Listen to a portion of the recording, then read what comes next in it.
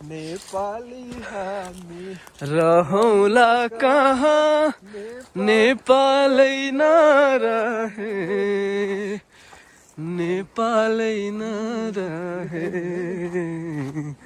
नेपालै नरहे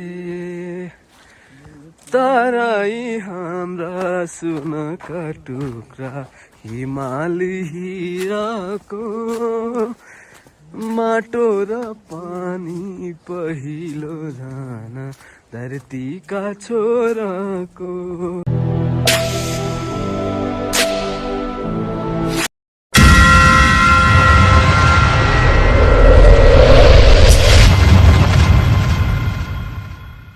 welcome back सबैजनालाई। यो हाम्रो ट्रिपको लास्ट भिडियो भन्दा नि हुन्छ। योभन्दा पहिला हामीले दुईवटा भिडियो अलरेडी पब्लिस गरिसकेका छौँ अनि यो सबैहरू हजुरहरूले देखिसक्नु भयो होला अर्को भिडियोमा। हाम्रो यो 8 दिनको ट्रिप हामीले सुरुवात गरेको छ धनगढीको अत्रेदेखि अनि हाम्रो प्लानिङ थियो अपी बेस क्याम्प पुग्ने र हाम्रो जो 9 महिनाको लकडाउन हामीले एकैचोटि पुरा गऱ्यौँ। रमाइलो पनि धेरै भयो। हामीले तपाईँलाई घुमायौँ डडेलधुराको उग्रताला, पाटनको निङ्लासेनी र दार्चुलाको मालिकार्जुन टेम्पल। यो सबभन्दा पुरानो टेम्पल हो। दार्चुलाको मालिकार्जुन टेम्पल विक्रमसम्म 200 सालमा बनेको र अहिलेसम्म पनि एउटा जस्ताको त्यस्तै छ। हाम्रो यो ट्रिपमा हामीले सुदूरपश्चिमको 9वटै जिल्ला घुम्ने प्लान गरेको थियौँ। कञ्चनपुर, कैलाली, डडेलधुरा, डोटी अनि त्यसपछि बैतडी अनि दार्चुला गरेर 6वटा जिल्ला चाहिँ 8 दिनमा काटियो। तर अब बचेको भनेको 3टा जिल्ला थियो, आसाम, बाजुरा र बझाङ। यो 3टा जिल्ला चाहिँ पुग्न सकिएन। यो आजको ट्रिप हाम्रो अपी बेस क्याम्प, पहिले कम सुनेको र कम प्रचारमा आएको सुदूरपश्चिमको हिमाल, अपी हिमाल र सैपाल हिमाल, जुन चाहिँ हाम्रो अन्तिम पोइन्ट हो। फर्स्ट नाइट हामीले बैतडीको पाटनको सदरमुकाममा बसेँ अनि त्यसपछि अर्को दिन त्यहाँदेखि हिँडेर हामी बैतडीकै फेरि गोकलेश्वरमा हामीले अर्को बास बस्यौँ अर्को राति। अनि त्यसपछि हाम्रो अर्को त्यहाँदेखि गोकलेदेखि गन्ना र गन्नादेखि हाम्रो अगाडिको बाटो सुरु हुन्थ्यो। तेस्रो दिन हाम्रो जब गन्नादेखि हामी अगाडि गयौँ त्यसपछि बल्ल हाम्रो रियल ट्रिप चाहिँ सुरु भयो। गन्नादेखि मगरीघाटसम्म हामीले बाइक लग्यौँ, तर मगरीघाटदेखि अगाडि जाने बाटो नभएर हामीले मगरीघाटमै नै बाइक राख्नु पऱ्यो। चिनेको साथी हुनाले त्यही मगरीघाटमै हामीले बाइक राखेर अर्को दिन मगरीघाटदेखि हाम्रो ट्रेकिङ सुरु भयो। Let's check it out. हाम्रो अगाडिको ट्रिप चाहिँ ट्रेकिङ हुन्छ। ट्रेकिङ हामीले मगरीघाटदेखि खुसासम्म पुग्ने हो। मेरो मन त तेरो भइग्यो, तुई आफै समाला राखी मोलाई दिलमा बन्द गरे, हात तेरा चाबी ताला छुआ कै सचे खाली लै धुलो सोयम बरमाला, हात भारीलाई टाली सुनै सुनका बाला, छुआ कै सचे खाली लै धुलो सोयम बरमाला, हात भारीलाई टाली सुनै सुनका बाला। क्याचिस हो। Okay, jokes apart. बिहानको 6 बजेको छ। हामी गोकलेदेखि अब मगरीघाटको लागि हिँड्यौँ। हामीलाई इन्फर्मेसन आएको थियो कि मगरीघाटसम्म मात्र गाडी जान्छ भनेर। हेरौँ कस्तो छ अगाडि बाटो।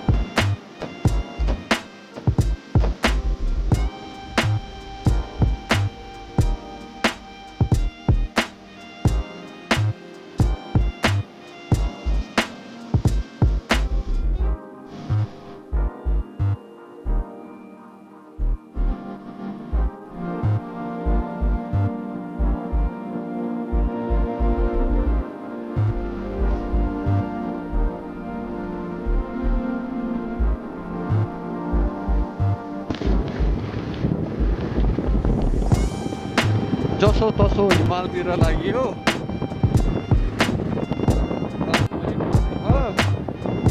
नेपाल हो त्यस्तै हुन्छ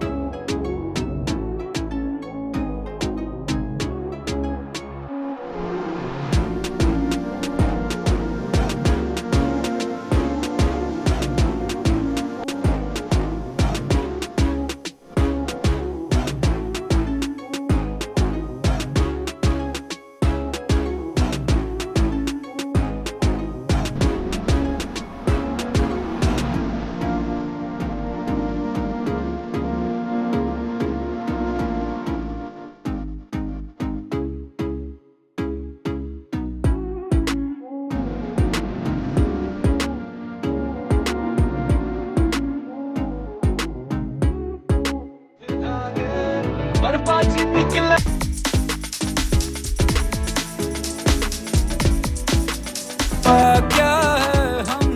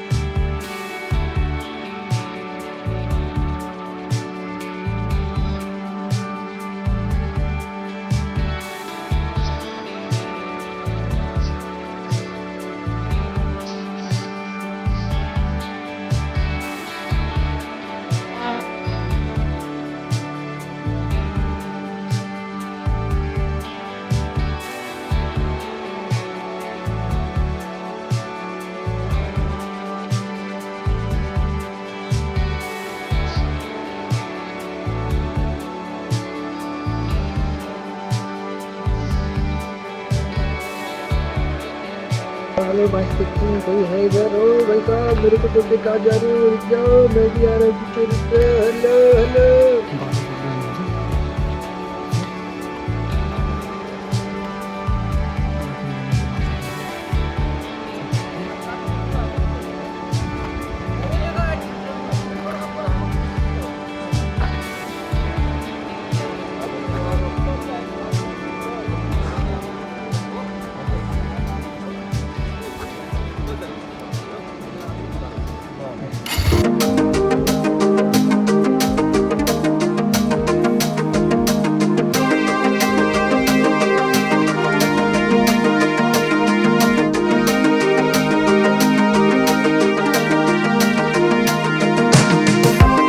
मेरा के हजार हो गया। ओए घट्टा ओ रोक रोक रोक घट्टा घट्टा घट्टा भनेको यो माथि गर्दै हुँदाखेरि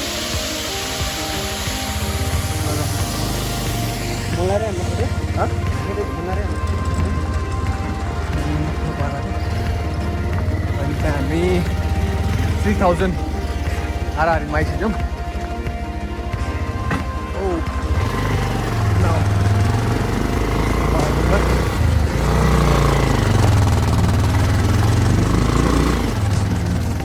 ओके हामीहरू मकरी घाट आइसक्यो। बिहानको खाजा खाएर अब मकरी घाटदेखि हाम्रो ट्रेकिङ सुरु हुन्छ।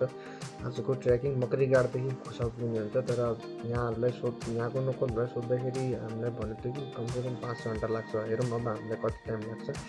यहाँदेखि ट्रेकिङ सुरु भएर अब खुसातिर लाग्छौँ।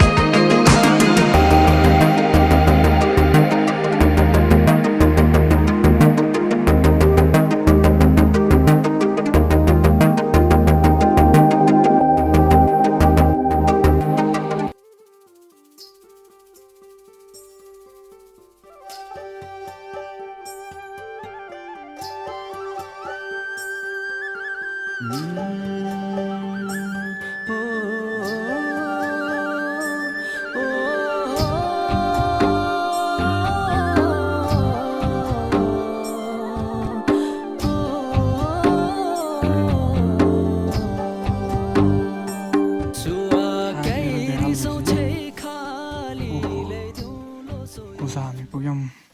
यसलाई कपडा खिच्दै के बाटोमा के मेरा कसो कपडा खुल्छ पनि त्यहाँ भेरी गुड सही हो। तँ पनि धेरै अगाडि जाने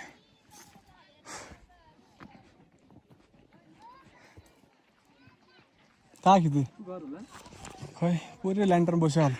जसो तसो गरी खुसासम्म पुग्यो। खुसाको गाउँ पुगिसकेपछि तपाईँले देखिसक्नुभयो होला दाईको हालत कस्तो भइसकेको छ पछाडिको। खुसाको ठाड्डै उकालो। यहाँहरूको नोकर मान्छेहरूलाई 4 घन्टा लाग्थ्यो भने हामीहरूलाई 6 घन्टा लागेको छ। तर खुसा पुगिसकेपछि त्यो थकानहरू सबै मेटेर हामी एकदम फ्रेस भयो। ल हेरौँ अगाडिको दृश्यहरू कस्तो छ। हातभरिलाई हिटाली सुनै सुनका बाला दुवा क्यारी सौछे खालीलाई दिउलो स्वयम्वर माला हातभरिलाई हिटाली सुनै सुनका बाला मेरो मन त तेरो भइग्यो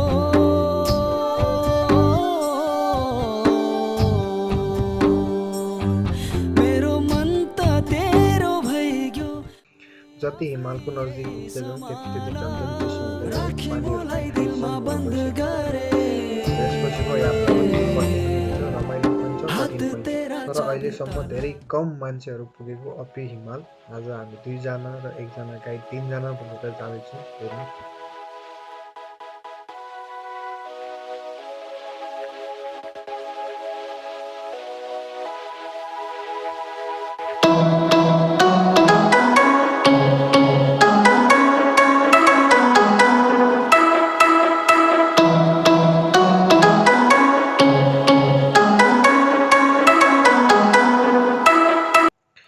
जसोतसो गरी धौलीवडासम्म पुग्यो। अब बेस क्याम्प यहाँदेखि धेरै टाढा छैन, तर राति भएको हुनाले आज हामी धौलीवडामै बस्ने निर्णय गऱ्यौँ। रातिको खाना पनि बनाउँछौँ, साथसाथै अलि रमाइलो पनि गराउँछौँ। यसपछि भोलि बिहान नै भेट्छौँ र उहाँ चाहिँ हाम्रो नानीलाई हाम्रो साइडमा बस्नु उहाँले धेरै सपोर्ट गर्नुभयो। उहाँ धेरै धेरै धन्यवाद। जसोतसो गरी धौलीवडासम्म बेस क्याम्प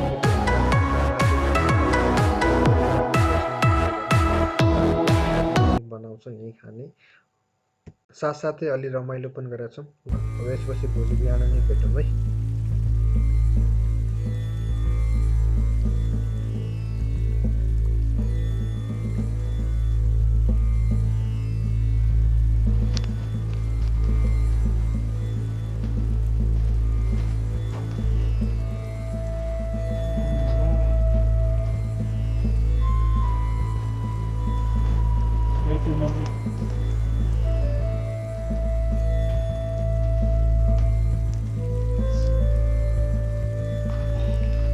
हिमाल हेरेर हिमालको काखमा पुगेर आफ्नो क्याम्पतिर फर्किरहेका छौँ।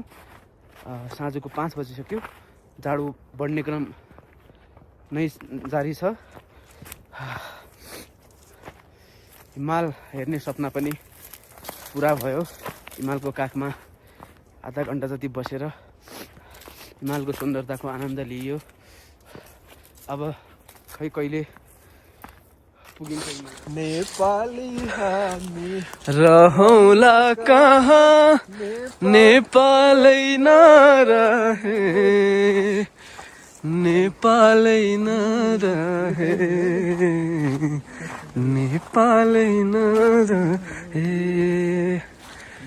तराई हाम्रा सुनका टुक्रा हिमाली हिराको माटो र पानी पहिलो जान धरतीका छोराको